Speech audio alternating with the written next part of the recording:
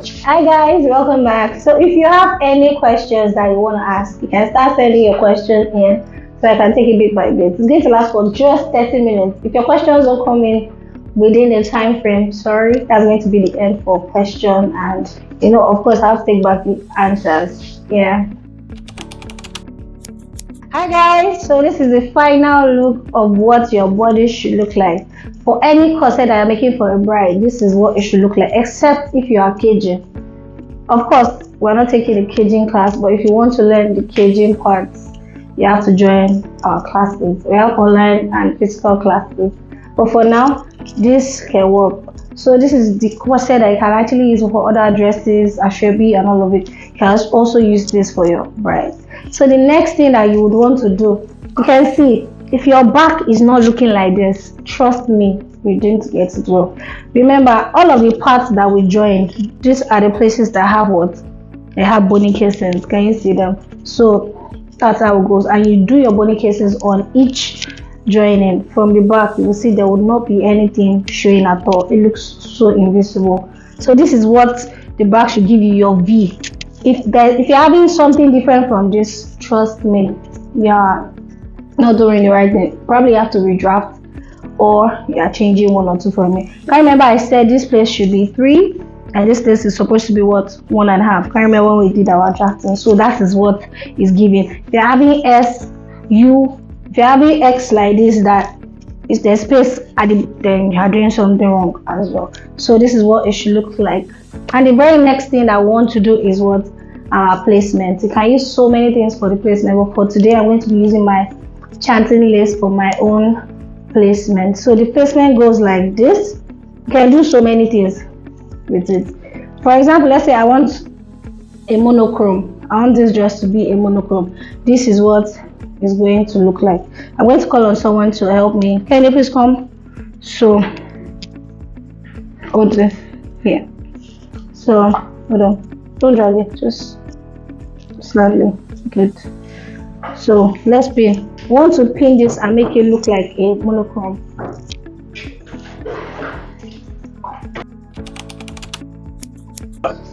Yeah. So this is going to be the pinning process. So pin it down part. So as much as you are going to be very careful, you have to pin every side. See, this place is working. This place is working. Normally there's supposed to be a cut around here, but this place is working based on because of our own kind of stature, kind of body. So normally I'm supposed to give a dart that, and the way there's a way you also cover that dart that it will not even be showing at all. You can see what it looks like. So pin to the side, pin to the side. Yeah. So I'm going to drag this all the way to the back and also pin. I want to pin it down. That might not be the final space for it, but I'm just going to pin it down. So now I want to remove my armhole from here. So it goes like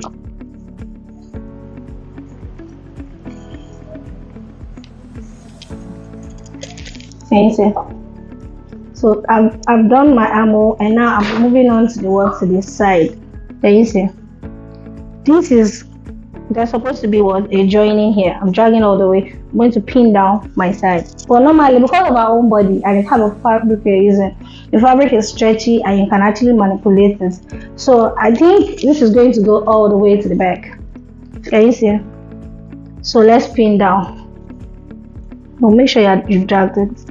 But you will have to make sure that you pin the sides because you have to tack that side down. If not, by the time you are done, it might look messy. So you have to tack down, pin down the whole sides. So you have to leave a space where you are going to tie down by the side too.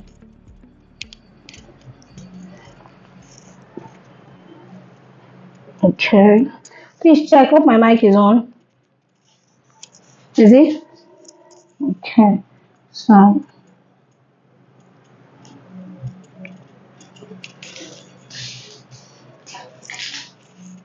turn. Get out of the back. Okay. And pin line. Pin. Pin.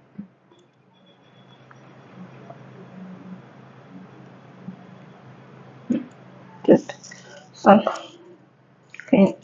Okay. Here's up your hand. Sorry. So pin.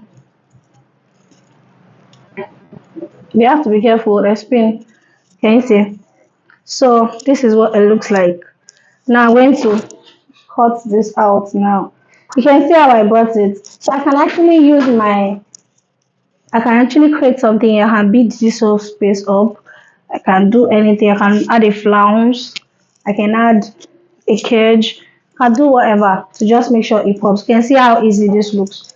So I'm going to now cut out. Please raise up your hand. So I'm going to cut out like this. So we final cutting out, make sure that you have done your tacking down before you now trace it to the extreme, because sometimes you might have to do this like 3 4 times before you get it right. Sometimes it does not look like it's not fitting it. You might have to change the position where you started from, where you understand. So we have, so I'm not going to cut it the exact thing I need. I'm leaving excess because by the time I'm done tacking, that's when I'll now trim off the excesses. So what do you use for tacking? We use invisible thread. Because this is black, you can actually use black, but most times it's always better to use the transparent one. Please get me the invisible threads. So this is what this looks like. Can you see? No, nothing needed, no extra or whatever. So you can now, if you want something else on this side, maybe you're not feeling it, you still want to, go in. You can go in and do whatever you want. You can add the other side to come with it. Can you see? You can add another side to come. You can do whatever. You can leave here. You can leave as much as you like. So now the back, if you don't like the back this way, the same thing I did for the other side. Because I have a style in mind. I just wanted to create something different. So I want to cover the back. So I'm going to bring this from here down. I'm going to cut it out and let's see how that goes. So we have also, that everything you're using has patterns. You have to follow every pattern. You check the fabric you're using. Sometimes you look at it as though it has pattern. Let's say there's a flower facing here now. But I'm already using it from this angle like this. Now I'm already using something that looks like this. Now I want to place the back. I cannot do this. Jonathan, that's me altering the shape. So from what I have my flowers facing sideways. So I have to continue to use it the same way. So okay, let's pin this one. Please raise up your hand. Okay. Yeah. Like that. Be careful.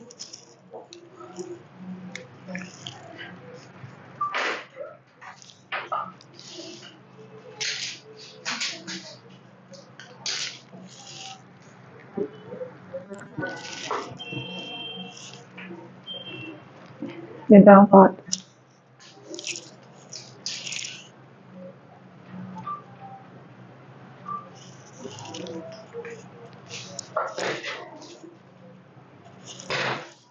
The down part.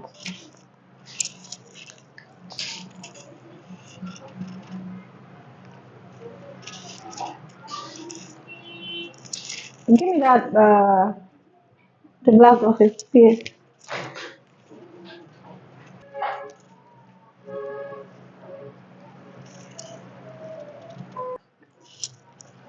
Yeah. So this is what we have after our pinning. Nothing has been sewn. So when I said our invisible thread, this is our invisible thread. That's how we go in. You go in here, secure all the edges down. If you have a join here, especially if you're working with a plus size, you obviously have a join in here. You tack it down, make it very seamless. The back, you tack it down, then you what? Remove the excesses. Then tack it down, then you remove your excesses from it. So this is what we have. Can you see? All the way. Raise up your hand. All the way. So now I'm going to be beading on this. Do you get? I'm going to be beading on this, and voila. They have exactly what we want. working with, and this is how it should look. So these are simple mistakes that you might be making. If you're working for a plus size, please make sure you have more bony cases so that you can conceal what you want to conceal. And their their back should not be stopping here. If you're working on a plus size, let it go up a bit so that you can actually conceal this upper back, or else you'll be having something looking messy at that area. So if I'm not going to be beading, I can go in with my silk and, for example, I can just go in with my silk and what, and start pleating here. So we have,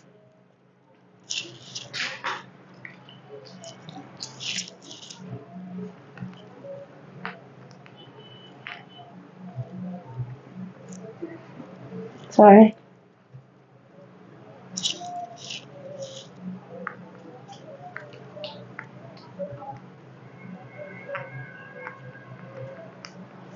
you can pause it.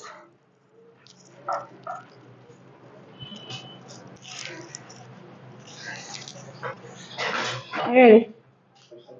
Okay. So this is what we have. So I'm going to be using this silk to create like a design on that side. So by the time we're done with that. So the very common mistakes you can make is with your cup. And you can also play with your cup.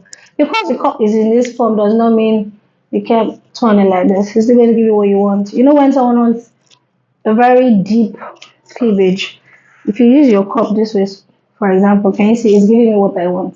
It's still cupping. It's not necessary that all the cup must face this way. You can play around it. Play to get a desired form, desired shape. And also when people give you measurements, as I said, always ask them for pictures. There are sometimes you have a measurement that is for bust 41. For example, you think, oh, she has a big size. Or you just go ahead and just buy a cup 41. My dear, it's wrong. Because sometimes someone has a round bust 41 and they don't even have bust at all. What they have is side. The band side is what is making it what have that bust 41. So you need to make sure that you are looking at all of these things. Do your due diligence. Get the exact cup. How do you get the exact cup size? Example, you have someone that is using a band. Let's say the under bust is 38 and the bust is 41. That can already tell you that 38 and 41 is so different. 38 and 41, the difference is just like 3. That's to tell you that the person is wide on the side. For example, somebody has a bust. Let's say the person is having bust 41 and the other bust is like 31, 32, 33. You know that the person has a tiny band, but it's just the cup that is making it work. Can you tell now? So those are the things you can use. So, for example, you are buying a cup for you have 34B, 34C. How do you get your A, B, C, and D? I'm not supposed to give you this in this class, but I will.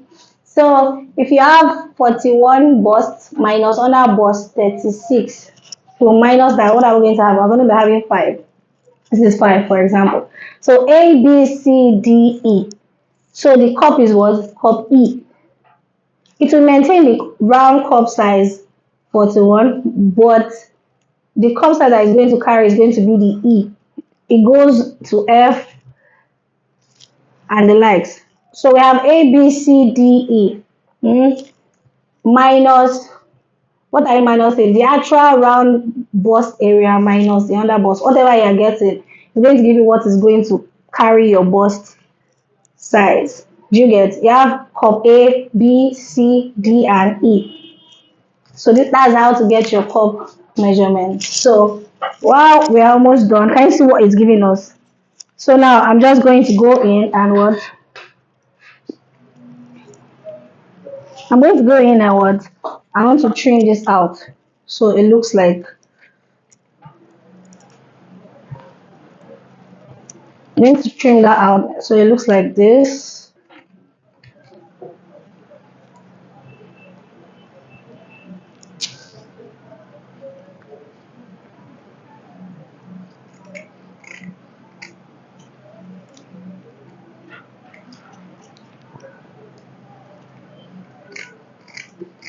Come on, my pin is here.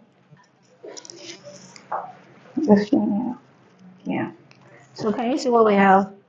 So I'm still going to go in and what pin out. I'm still going to go in and trim out because it's not supposed to be so in. I want this uh symmetrical like line to show. So I'm still going to go in. All I have to do is what? Trim out my edges. Pin this to that side. Let's pin it in. Yeah.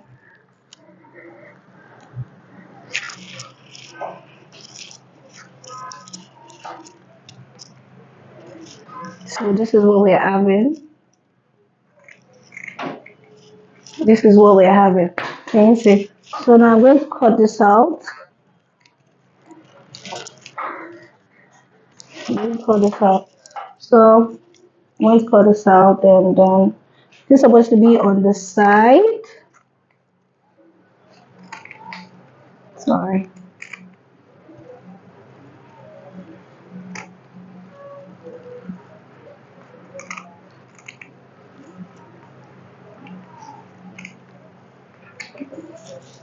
Okay. So okay. Pin. Pin. In. Go in. Go in. Mm-hmm. Good. So look at what we have. Now I was going to add my embellishments. Of course, I'm using this color so that it pops, so that I can tell the difference. Can you see? This goes well into it. Imagine if I was using a black or gold or something to complement. So can you see? This goes like this. If I don't show you, will you know? Okay. So this is how this goes, like that, and what we are done. So come and pin this down so that you can see the final look of the dress.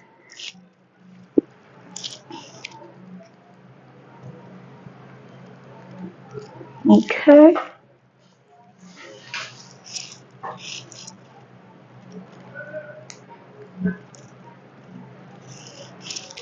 Be careful.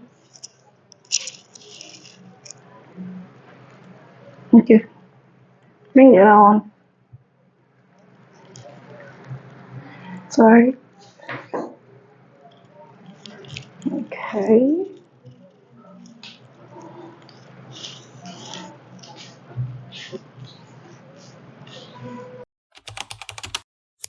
So this is what it looks like. Can you see?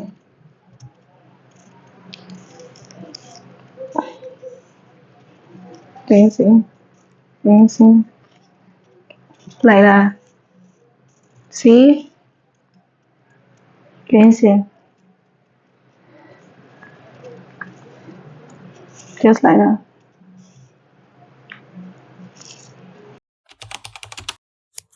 So can we see why? So can we see why the sleeve length is actually where the neckline is starting from? Why? Because by the time we're done, this is where we now fix our sleeve. Do you get? So imagine if your neckline was raised like 5. Would we be able to fix any sleeve? No. Would we be able to do anything at all? No. But the neckline, remember when we're drafting, we had to divide, and this was what gave us our neckline. So do we understand? Any questions? If there is none, please. If there is, please make sure you jot down and send by the end of the class so that we can take that separately.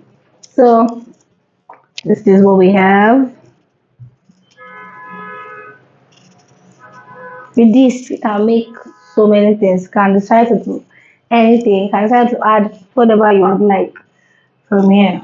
So, and this is going to be what the end of our class. Thank you for joining. Thank you for being part of the class. And please make sure you do your classwork on time.